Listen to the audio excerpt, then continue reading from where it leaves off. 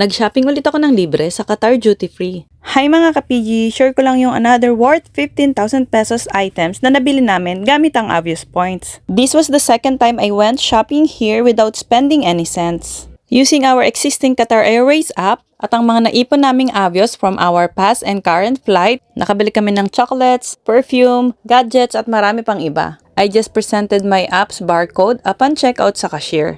Para sa mga hindi nakakaalam kung paano gawin to, I made a separate video with step-by-step instructions on how to claim Avios Points. Check nyo na lang sa comment yung link ng video. So ito na nga yung mga items na nabili namin gamit ang Avios Points as payment.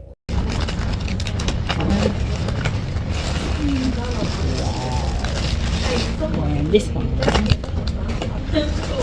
Ayan.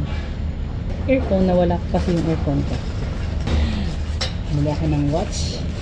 Hindi tayo papahuli dito, syempre. So, instead of Dubai, ito naman, made in Qatar.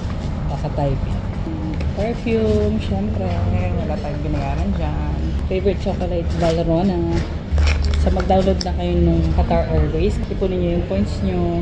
Gamitin nyo pang shopping or ipang-upgrade nyo sa business class. Tapos may makukuha pa kaming points after nitong flight namin. So, magagamit na namin ulit yun next time.